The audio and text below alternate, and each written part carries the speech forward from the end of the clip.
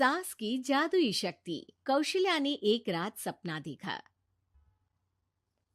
कौशल्या राजपूत, तुमने किए हैं जीवन में अच्छे अच्छे कर्म, इसलिए अब से जब तुम चाहो गायब हो सकती हो, जिसके लिए तुमको सिर्फ चुटकी बजानी होगी और चुटकी बजाते ही तुम गायब।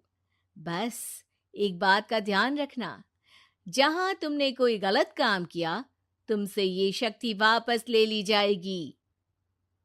कौशल्या की नींद टूट जाती है। ये कैसा सपना था? गायब हो जाऊंगी मतलब? हे भगवान, कंबल ओढ़ के सो जाती हूँ, सपना कंबल के अंदर नहीं घुस पाएगा। कौशल्या डर के मारे कंबल ओढ़ के सो जाती है। सुबह कौशल्या मंदिर जाने लगती है। अरे बहू, जल्दी चल, भिखारियों को खाना भी तो खिलाना है। हाँ माँ जी, अभी आई। आज तो खीर और पूरी बने हैं, सब खुश हो जाएंगे। दोनों सास बहू कार से खाने का सामान लेकर मंदिर पहुंचते हैं और भगवान की आराधना के बाद मंदिर के बाहर बैठी भिखारियों को खाना खिलाने लगते हैं। दीदी, आप हर हफ्ते आते हो, इतना सारा करते हो हम लोगों के लिए। मैं आपके लिए रोज अलग से दुआ मांगता हूँ। ये तो फर्ज है हमारा। दीदी, थोड़ी पैसों की मदद हो जाती तो अच्छा होता। बड़े चौराहे पे मेरी बीवी भीख मांगती है, उसका इलाज करवाना है, 100-200 रुपए लग जाएंगे। कौशल्या उसी वक्त भिखारी को 500 का नोट दे देती है और दोनों सास बहू वहां से लौटने लगती हैं। तभी कौशल्या को कोई शंका होती है। अब बहू रुक, तो मैं अभी आई। कौशल्या वापस वहीं जाती है तो देखती है कि भिखारी वहां है ही नहीं। कौशल्या को रात का सपना याद आता है। वो चुटकी बजा के गायब हो जाती है और सीधे भिखारी के पास पहुंचती है, पर भिखारी को वो दिखाई नहीं देती। कौशल्या देखती है कि भिखारी उन पैसों से शराब खरीद रहा है और कौशल्या उसे वहीं एक चाटा मारती है। अरे कौन है बे? एक और चाटा पड़ता है। अरे कौन है? कौन है? हिम्मत है तो सामने आओ। भिखारी को झूठ बोलने पर तड़ातड़ चांटे पड़ते हैं। वो वहां से भाग खड़ा होता है। कौशल्या चुटकी बजा के वापस बहू के पास आ जाती है और मन ही मन सोचती है, ऐसे तो मैं कितने गलत काम रोक सकती हूँ, कितनी ताकतवर हूँ मैं, किसी को पता भी नहीं चलेगा। सासू माँ, आप क्या सोच रही हो? अब कुछ नहीं, कुछ भी तो नहीं। ठीक है, मुझे ना थोड़े पैसों की जरूरत थी। मेरे कजिन भाई है ना, उनकी तबीयत थोड़ी इधर उधर हो रही है। वो तो खुद से नहीं कहेंगे कि पैसे दे दो, पर बहन होने के नाते मेरा तो फर्ज बनता है ना कि भाई की मदद करूं। अरे हाँ हाँ, ले जाना पैसे। पैसे इसीलिए तो कमाते हैं कि जरूरत में काम आ सके।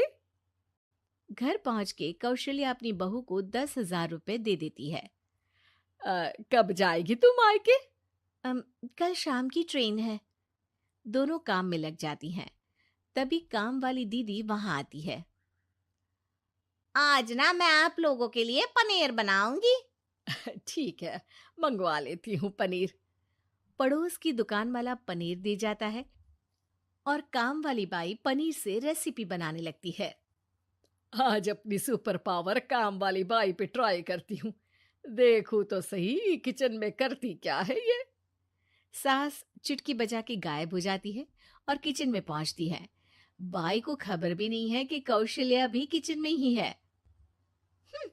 आज तो मैं भी पनीर की सब्जी बनाऊंगी रात को अपने घर, और थोड़ा सा घी भी रख लेती हूँ। वैसे भी कौशल्या बुढ़िया खा खा के मोटी हो गई है। कौशल्या बाई की चोरी पकड़ लेती है और गुस्से में बाई की चोटी ऊपर उठा देती है। बाई को समझ भी नहीं आता कि उसकी चोटी खड़ी कैसे होगी। वो डर के मारे चीख पड़ती है। बहू भागते हुए किचन में आती है। अरे क्या हुआ? ये तुम्हारी चोटी खड़ी कैसे है? करंट लग गया है क्या? पता नहीं, शायद किचन में ना भूत है। बाई वहां से भाग खड़ी होती है और कौशल्या चुटकी बजा के अपने कमरे में टीवी देखने लगती है। बहू वहां जाती है।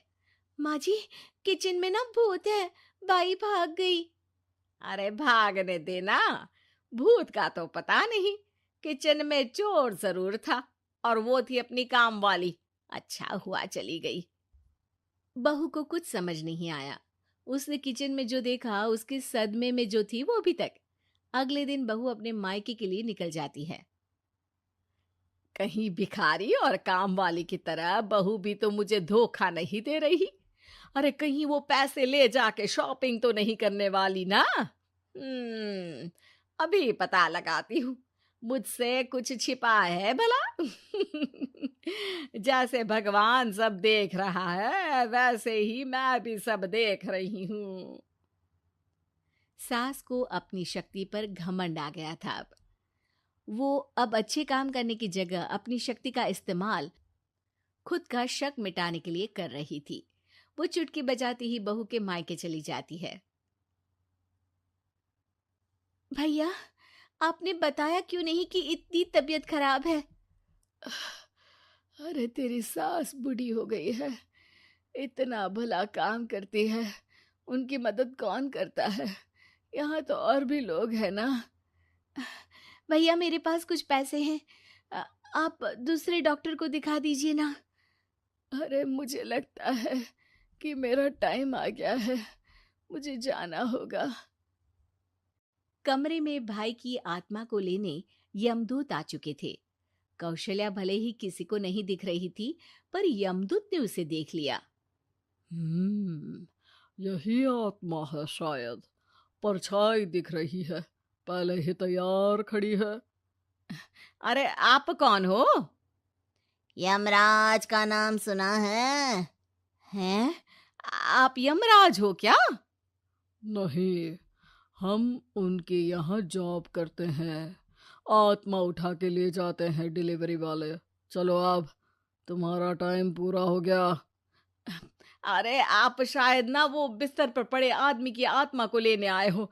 मैं तो बस यहाँ देखने आई थी कि मेरी बहू कहीं मुझसे पैसे लेकर शॉपिंग करने तो नहीं चली गई ना। मतलब तुम्हारे पास शक्ति है गायब होने वाली? हाँ। तुम ऐसे तुच्छ काम में उपयोग कर रही हो ऐसी दिव्य शक्ति का। अब तो तुमको ही लेके जाऊंगा। अरे नहीं नहीं, कल मुझे किटी पार्टी में भी तो जाना है। अब नरक में ही करना किटी पार्टी। नहीं नहीं नहीं। 3 बार नहीं क्यों बोल रही हो? टीवी सीरियल चल रहा है क्या एकता कपूर का? अरे प्लीज मुझे जाने दो। आप तो उस बीमार आदमी की आत्मा को लेने आए थे ना। गलत डिलीवरी करोगे तो यमराज डांटेगा ना। बात तो सही कर रही हो, पर हमको उस पे दया आ गई। अभी उसकी उम्र ही क्या है, पर कुछ तो लेके जाना पड़ेगा ना। एक काम करो, अपनी शक्ति दे दो, गायब होने वाली। हैं? अरे क्यों? तुम पृथ्वी लोक का भ्रष्टाचार रोक सकती थी, चोरी रोक सकती थी, अरे कोरोना रोक सकती थी, पर तुमने अपनी बहू की जासूसी करना शुरू कर दिया। अरे लेकिन किंतु परंतु। यमदूत सास की शक्ति लेके वापस चले जाते हैं। कौशल्या की परछाई हवा से नीचे गिरती है और जमीन पे आते आते कौशल्या का शरीर सामने आ जाता है। अरे लग गई, कितने ऊपर से फेंका। माँ जी, आप यहाँ ऊपर से कैसे गिरी? अरे समधन जी, आप अचानक कमरे में। सब घबरा जाते हैं। सास बहू को सारी बात बता देती है। ये लो आपके 10,000 रुपये। आपको मुझ पे इतना भी भरोसा नहीं है? अरे बहन, मुझे दर्द नहीं हो रहा है, अब अचानक से सब अच्छा होने लगा है। अरे तो फिर बिस्तर से उठ जाओ और मुझे लेटने दो। गिरी हूं ऊपर से तो पूरा बदन दुख रहा है। भाई को तो यमदूत ठीक करके जाते हैं, पर कौशल्या देवी दर्द के मारे बिस्तर पर आ जाती हैं। चैनल सब्सक्राइब करें, वीडियो लाइक करें।